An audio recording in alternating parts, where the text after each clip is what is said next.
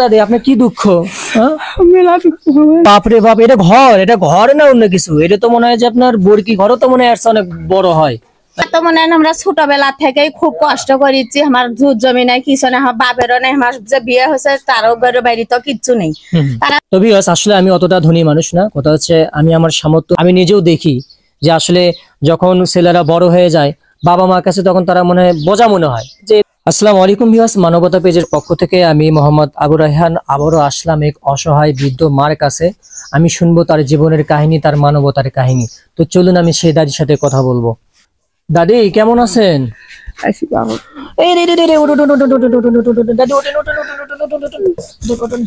দাদি আপনার কি দুঃখ? আপনি কি জোরে জোরে কথা বলেন, কি দুঃখ আপনার? আমার সেই দুঃখ, ছয়টা বিটি মানুষ করছি, কাম করে বাড়াবে এই দেখুন এই দেখুন এই দেখুন এই দেশে কথা বাড়াবে না, কাম করে মানুষ করছি, মানুষ করছি, বেটিকে বিয়ে দিছি কষ্ট করে, দিন মোরা কষ্ট করে বেটিকে বিয়ে দিছি। এই আপনার বেটিকে মানে আপনার কোনো ছেলে পুত্র কেউ নেই? না, খালি খালি বেটি। খালি আপনি কটা বেটি আপনার? ছয়টা মেয়ে, আপনার কোনো ছেলে নাই? না। ও দাদি তাহলে আপনি দিনকাল তাহলে আপনি কেমনে চলতেছে? ও বেটিরা না দেয় তাই খাই, মানে বিটিরা একটু না দেয় সেইভাবে আপনি খান? আপনি থাকেন কোন ঘরে? ঘরে কর্ম করে খাই। এই ঘরের মধ্যে তো আপনি থাকেন? দেখি দেখি দেখি আমরা ঘরটা দেখি, ব্যবস্থা ঘরটা দেখি। এ বাপরে বাপ, এটা ঘর না অন্য কিছু? এটা তো মনে হয় যে আপনার বরকি ঘরও তো মনে হয় অনেক বড় হয়। এরকম ভাঙাচোরা ঘরে আপনি থাকেন? হ্যাঁ, এই সামান্য ঘরের ভেতরে সে কিন্তু আপনার খড় ছালা ফুল এগুলো পেরে এই ঘরের মধ্যে থাকে। আর এই যে দুই চুলা তো ওখানে রান্না বান্না আপনি করেন না? এইভাবে আপনার দিনগুলো চলতেছে। আসলে ভিউয়ার্স আপনারা দেখুন যে তারা আসলে কতটা কষ্টে কতটা অভাব অনটনে থাকে সেটা বলে বুঝতে পারবো না। তো আপনি কি খাওয়া দাওয়া করছেন? এই যে এখনো খাইনি। এখনো খান নাই? ভিউয়ার্স দেখেন এখন বিকাল 3টা বাজে, তার দেখেন সে কি খাবে, সে খাওয়ার মতো কিন্তু তার কোনো জো নেই। মানে সে যে কিছু করে খাবে, রান্না বান্না করে খাবে, সে ঘরতে তো মানে আপনার বাজারঘাট কোনো কিছু তো নেই, মানে আপনার না কোনো বাজারঘাট কোনো কিছু নেই। ও তো হ্যাঁ, এটা কার বাড়ি? এটা দেখেন তার কিন্তু নিজের কোনো কিছু নেই, বিটিরা তাকে কোনো মতো থাকতে দিয়েছে। তো দেখেন তার বিটির ঘরগুলো দেখেন, সে এগুলো কিন্তু অনেক ভাঙাচোরা ঘর। এই যে দেখেন এই যে ভাঙাচোরা ঘর, তারাও কিন্তু এতটা ভালো পরিবেশে থাকে তা কিন্তু না। আপনারা তো অনেকেই বলবেন যে জামাই বাড়িতে থাকে, ঠিক আছে, মাকে এরকম ঘর দিয়ে, তারাও দেখেন কতটা ভাঙাচোরা ঘরের ভেতরে, এরকম ঘরের ভেতরে তারা কিন্তু থাকে। এতটা অসহায়, এতটা গরিব, এই ভিডিওগুলো দেখলে কিন্তু আপনারা বুঝতে পারবেন। তো আমি একটা বিষয় আপনাকে বলতে চাই। হ্যাঁ, এই যে আপনার যে সংসারগুলো, মানে আপনার কি স্বামী কবে মারা গেছে? 5 বছর। 5 বছর ধরে আপনার স্বামী মারা গেছে? তো আপনার কি ও আপনার স্বামী কি অসুস্থ হয়ে মারা গেছে? তো এই যে ভাঙা ঘরে যে অবস্থাগুলো দেখতেছি ভিউয়ার্স, আপনারা নিজেরাই দেখেন। আমার তো মনে হয় যে এমন একটা অবস্থা হয়ে গেছে, কিছুদিন পরে বর্ষাকাল চলে আসবে। হ্যাঁ, তো কখন যে হুড়মুড় করে ভেঙে পড়বে একমাত্র কিন্তু আল্লাহই ভালো জানে। তো কথা হচ্ছে দাদি, এই যে আপনার যে ঘরে যে অবস্থাগুলো আমি দেখলাম, যে অভাব অনটনের বিষয়গুলো আপনি দেখলাম, তো আপনি কি কোনো সাহায্য সহযোগিতা কেউ কি আপনাকে দেয় না? হ্যাঁ, না, কেউ আপনাকে সাহায্য সহযোগিতা করে না? করেনি। কেন আপনাকে আপনার সাথে কারো কোনো হিংসা আছে নাকি যে আপনি সাহায্য সহযোগিতা করে না? হ্যাঁ, কেউই করেনি। আসলে মানুষ করে বিয়ে দিছি, গার্মেন্টস করে বিয়ে দিছি।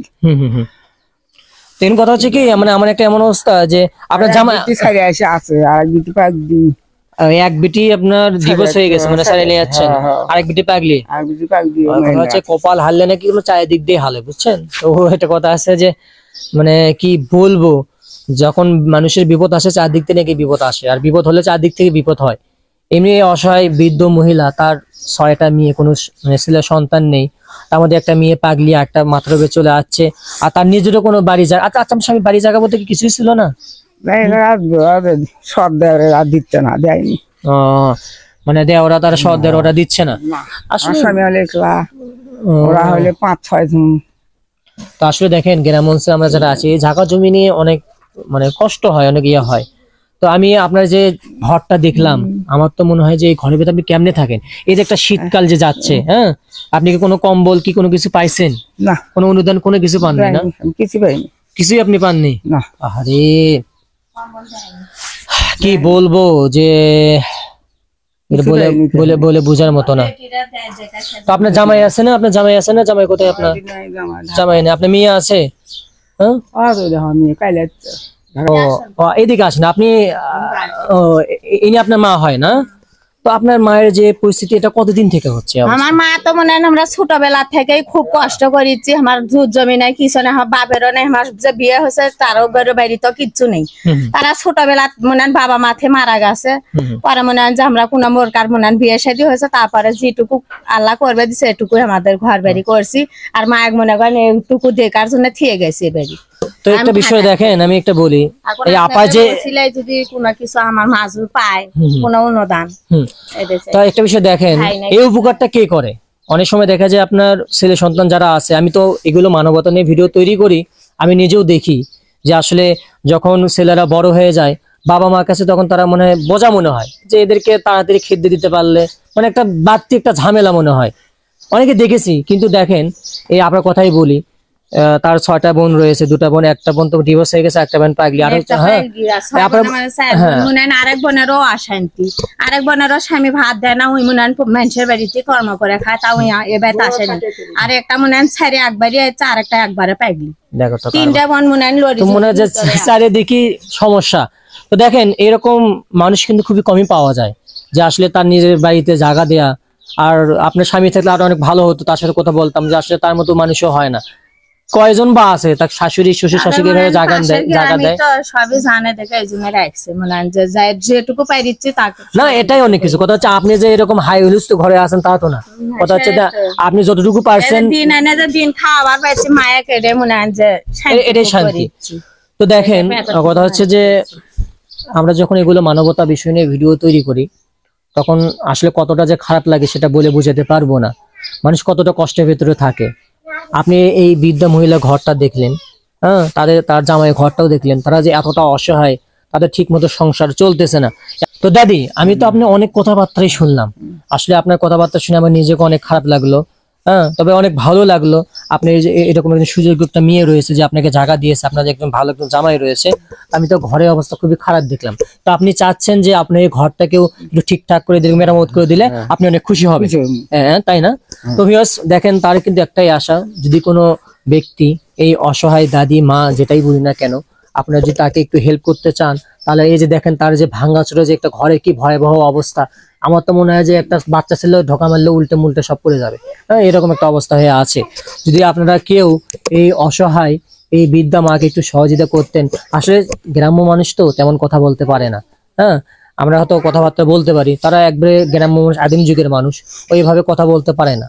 যারা একটু কথা বলতে পারে হয়তো তারা তো ভালো অনুদান পায়, হয়তো সেও অতটা কথা বলতে পারে না। তাই বলে যে তার ভিতরে কোনো দুঃখ কষ্ট এগুলো নেই তা কিন্তু না, তার মনের ভিতরে অনেক দুঃখ কষ্ট রয়েছে। তো আপনারা যে কেউ যে তার একটু ঘরে একটু মেরামত করে দিতেন কিংবা কিছু অনুদান পাঠাতেন, তাহলে হয়তো এই বৃদ্ধ মা দাদির হয়তো জীবনটা পরবর্তী সময় অনেক সুখের যেত। তো ঠিক আছে ভিউয়ার্স, আমি আমার সামর্থ্য অনুযায়ী যতটুকু পারতেছি তাকে আমি হেল্প করার চেষ্টা করতেছি। তো ভিউয়ার্স, আসলে আমি অতটা ধনী মানুষ না, কথা হচ্ছে আমি আমার সামর্থ্য অনুযায়ী এই অসহায় বৃদ্ধ মাকে এই অনুদানগুলি দিলাম। এই যে নেন, হাতে নেন। তো দেখেন, আপনারা যদি আমার মতো এইভাবে এগিয়ে আসেন আপনাদের সামর্থ্য অনুযায়ী, তাহলে হয়তো বাংলাদেশে অনেক অসহায় গরিব যারা আছে একটু হলেও সুখের ছায়া পাবে। তো আজকের মতো এতটুকুই। আসসালামু আলাইকুম।